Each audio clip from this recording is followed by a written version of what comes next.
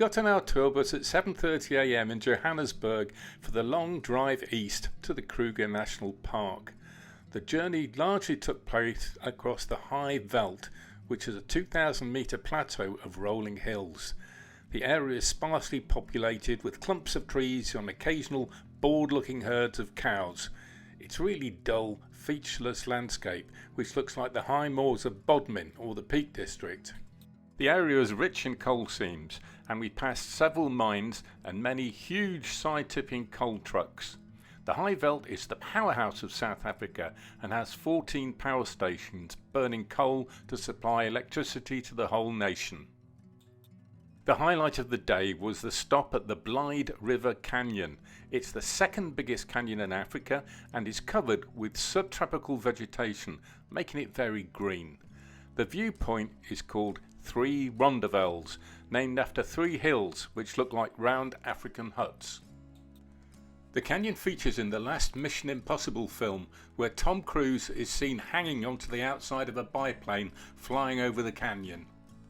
From there it was only just over an hour to our next hotel next to the Kruger National Park, which is literally the size of Wales, about 20,000 square kilometres. Our accommodation was at the Hippo Hollow Hotel, which overlooks the Sabi River near the town of Hazyview. Our room looked like a thatched cottage and was 50 yards from the river, which is home to hippos and crocodiles. It's a good job I don't sleepwalk. We rose before dawn and our coach took us to the Verbeni gate of the Kruger National Park. There we transferred to a Toyota truck with a high back and canopy and 3 rows of seats. Our ranger Andrew set off at a good pace and the cool morning air whistled through the open truck. We were grateful for our layers of clothing and wish we'd brought some more. The first animals we saw were some spotted hyenas, taking it very easy by the side of the road.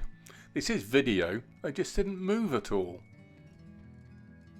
There were many impala in herds. These are the main prey species for lions and leopards. They are the McDonald's Happy Meal of the Kruger Park. Cape buffalo are one of the big 5 game animals. They are unpredictable and dangerous, and in August this year one charged and killed an American trophy hunter. He should have stuck to fishing.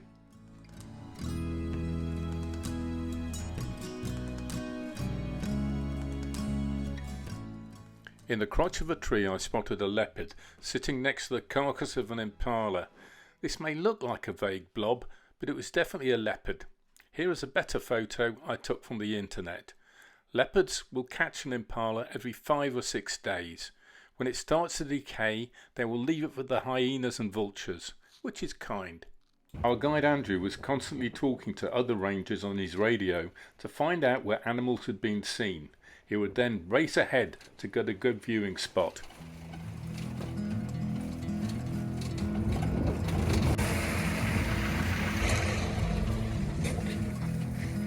Do you know why do they call an African elephant? No. Check the ears. It looks like a continent of an Africa. Did you see? Oh, yes. The wildebeest will mix in herds with zebra and impala. I guess there must be safety in numbers.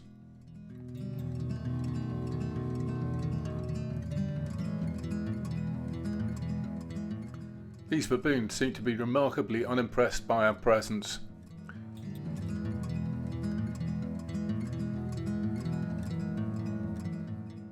I had a staring competition with this Birchall zebra.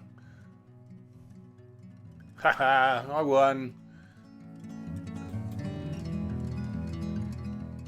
This big fella is called a kudu, which is one of the tastier antelopes. I did eat one later on in a burger. Driving over a road bridge, we saw the Kruger Shalati Hotel, which has 24 rooms in railway carriages on a bridge over the Sabi River.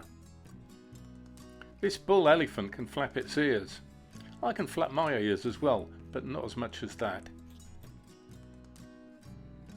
The vegetation in this part of the park was mostly flat, the vegetation consisting of grasses a few feet tall, shrubs up to about 8 feet tall, and then trees. Many of the trees were bashed about by elephants.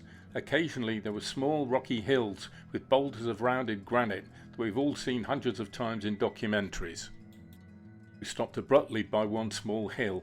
He pointed out a female lion walking up it.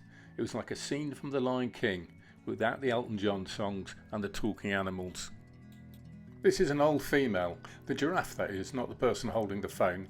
They only need between 5 and 30 minutes sleep a day. Amazing. That's us at the end of our 8-hour safari round Kruger National Park, ready to go back for cocktails around the pool, I think.